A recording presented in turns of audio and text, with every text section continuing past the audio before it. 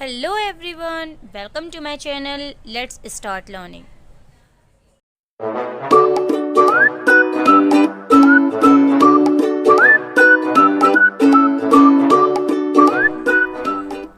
आज की वीडियो का हमारा टॉपिक है क्लास 10 चैप्टर नंबर 2 पॉलिनोमियल्स।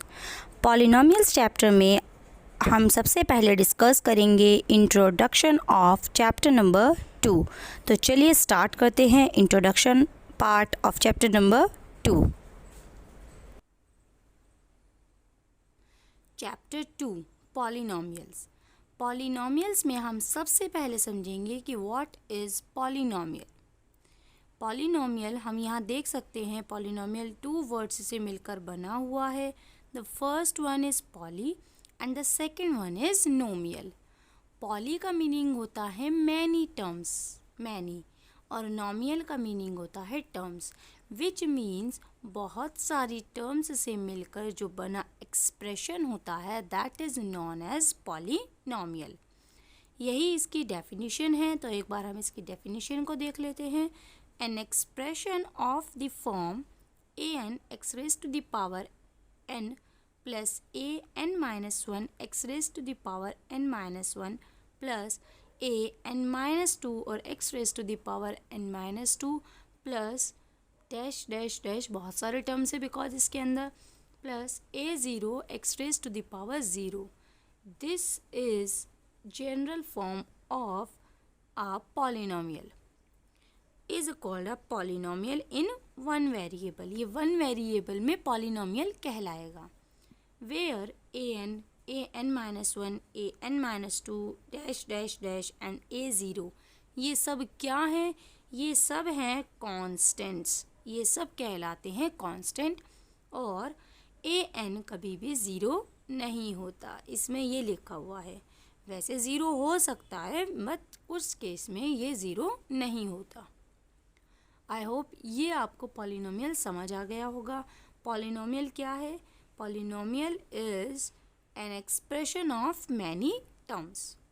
अब हम बढ़ते हैं इसके टाइप्स ऑफ पॉलिनोमियल पर। इसके next topic that is types of polynomial. जो टाइप्स ऑफ पॉलिनोमियल है वो 2 बेसिस में डिवाइड है। The first one is on the base of term. On the basis of terms, अगर हम टर्म्स को देखें, फॉर एग्जाम्पल अगर हमारे पास कोई पॉलिनोमियल है, जैसे कि अभी अभी हमने लिखा है, that is a N x raise to the power n, a N minus one x raise to the power N minus one plus A N minus two x raise to the power N minus two dash dash dash and a zero x raise to the power zero. ये अभी अभी हमने पढ़ा है कि this is the general form of polynomial. तो देखिए, plus से पहले वाली this is one term, this is second term, this is third term. ये इस टाइप से टर्म्स डिवाइड होती हैं। तो अगर किसी भी पॉलिनोमियल में ओनली वन टर्म होती है तो उसे हम कहते हैं मोनोमियल। उसे क्या कहते हैं? Monomial, which means having only one term, जिसमें सिर्फ और सिर्फ एक टर्म होती है, that is known as monomial. अब हम इसके नेक्स्ट पे पहुंचते हैं, दैट इज बाइनोमियल। तो what is the meaning of binomial? एक ऐसा पॉलिनोमियल जिसमें ओनली 2 टर्म्स होती हैं, विच मीन्स हैविंग 2 टर्म्स। जब किसी भी पॉलिनोमियल में 2 टर्म होती हैं तो उसे हम कहते हैं बाइनोमियल। अब हम आते हैं ट्राइनोमियल। ट्राइनोमियल का मीनिंग जिसमें 3 टर्म होती हैं, तो हैविंग 3 टर्म्स। जब किसी भी पॉलिनोमियल में ओनली 3 टर्म्स होंगी तो उसे हम कहेंगे ट्राइनोमियल।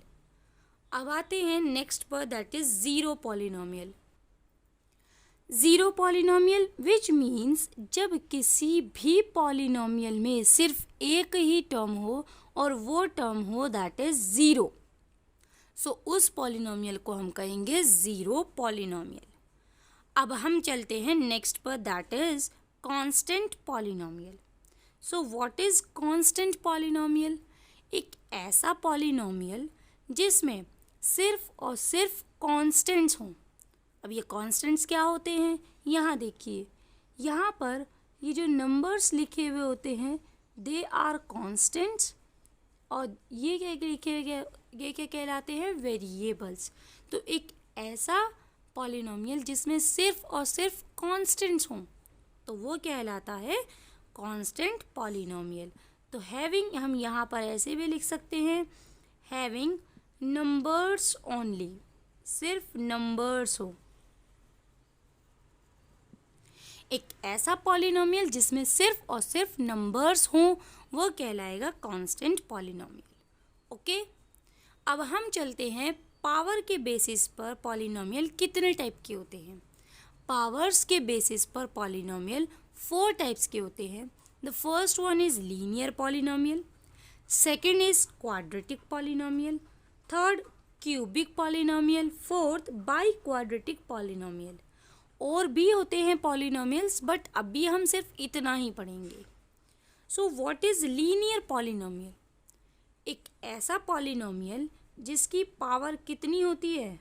जिसकी पावर होती है ओनली 1, विच मीन्स जो वेरिएबल होगा, वेरिएबल के ऊपर जो हाईएस्ट पावर लगी होगी दैट इज ओनली 1। तो तब उस पॉलिनोमियल को हम कहेंगे लीनियर पॉलिनोमियल। अब आते हैं क्वाड्रेटिक पॉलिनोमियल। जब किसी भी पॉलिनोमियल के वेरिएबल की जो पावर होगी अगर हाईएस्ट पावर 2 होगी तो तब उस पॉलिनोमियल को हम कहेंगे क्वाड्रेटिक पॉलिनोमियल। अब आते हैं क्यूबिक पॉलिनोमियल। जब एक पॉलिनोमियल के वेरिएबल की पावर हाईएस्ट पावर 3 होगी तो तब हम उसे कहते हैं क्यूबिक पॉलिनोमियल। ओके, अब आते हैं next, that is by quadratic polynomial. अगर किसी भी पॉलिनोमियल के वेरिएबल की हाईएस्ट पावर अगर 4 होती है तो तब हम उस पूरे पॉलिनोमियल को कहते हैं बाई क्वाड्रेटिक पॉलिनोमियल। ओके, इस चैप्टर में हम सिर्फ 2 टाइप के पॉलिनोमियल्स के बारे में पढ़ने वाले हैं। The first in quadratic polynomial and the second is cubic polynomial. तो चलिए स्टार्ट करते हैं क्वाड्रेटिक पॉलिनोमियल। क्वाड्रेटिक पॉलिनोमियल, ये बात हमेशा याद रखिएगा कि क्वाड्रेटिक पॉलिनोमियल जिसकी हाईएस्ट पावर 2 होती है तो that is known as the quadratic polynomial. अब जो क्वाड्रेटिक पॉलिनोमियल होता है उसकी जनरल फॉर्म क्या होती है? उसकी जनरल फॉर्म होती है ax² plus bx plus c। This is the general form of quadratic polynomial where x square x, these are the variables and this is the constant. Okay, अब जो x square के आगे number लिखा हुआ होता है उसको हम कहते हैं coefficient of x square. Okay, x square के जस्ट आगे जो नंबर लिखा हुआ होता है that is known as the coefficient of x square.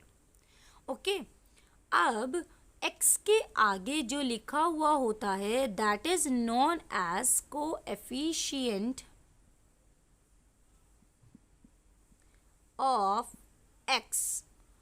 Okay guys, अब एक नंबर आपको ऐसा मिलेगा जिसमें x नहीं होगा तो उसको हम क्या कहेंगे? उस टर्म को हम कहते हैं कांस्टेंट टर्म। उस टर्म को हम क्या कहते हैं? Constant term.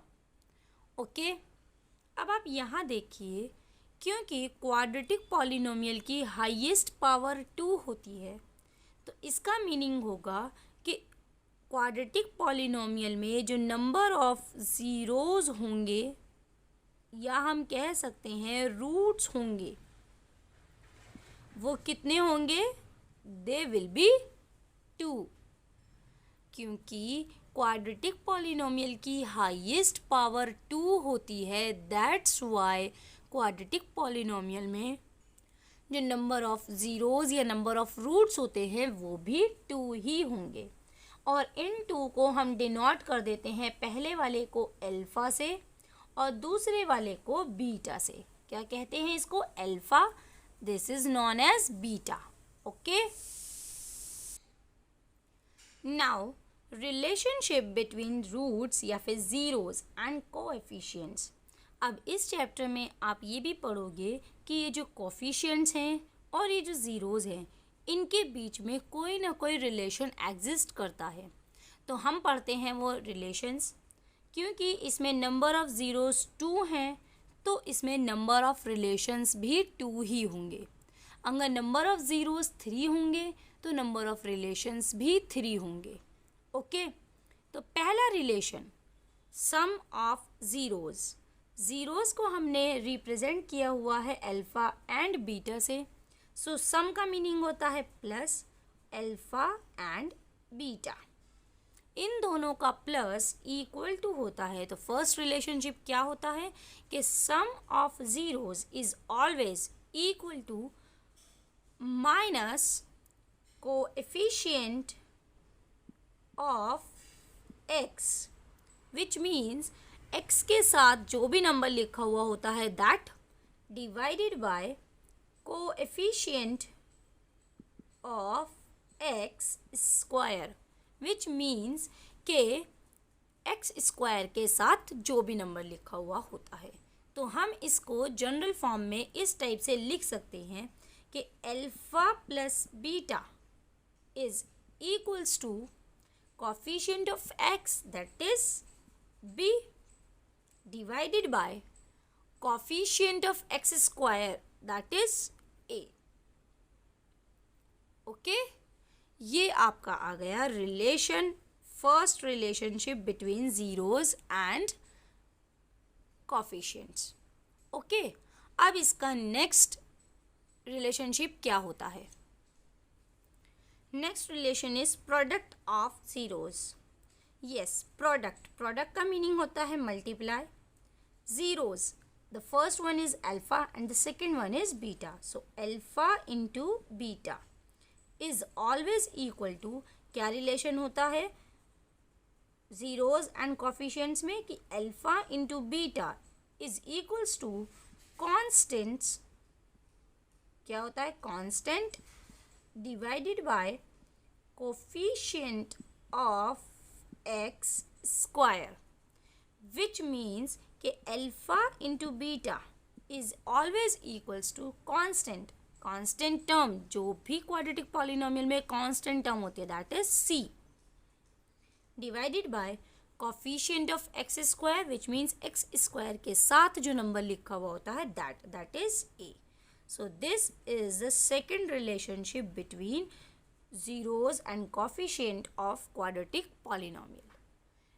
Okay, आज आपने quadratic polynomial सीखा और उसके साथ साथ उसके relationships भी सीखे। उसके जो relations होते हैं, relations, two relations exist करते हैं।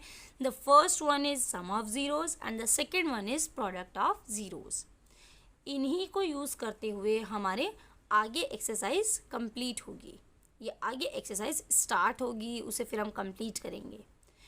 नेक्स्ट वीडियो में हम नेक्स्ट टॉपिक पढ़ेंगे। अब भी हमारे इंट्रोडक्शन का पार्ट कुछ रह गया है, उस इंट्रोडक्शन के पार्ट को हम नेक्स्ट वीडियो में भी कवर करेंगे।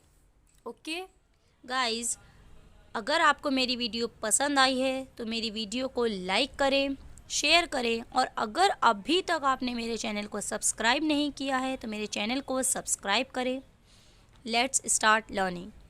तो चलिए अब हम मिलते हैं हमारी नेक्स्ट वीडियो में। नेक्स्ट वीडियो में होगा नया टॉपिक जिसको हम नेक्स्ट वीडियो में डिस्कस करेंगे। तो आज के लिए गुड बाय।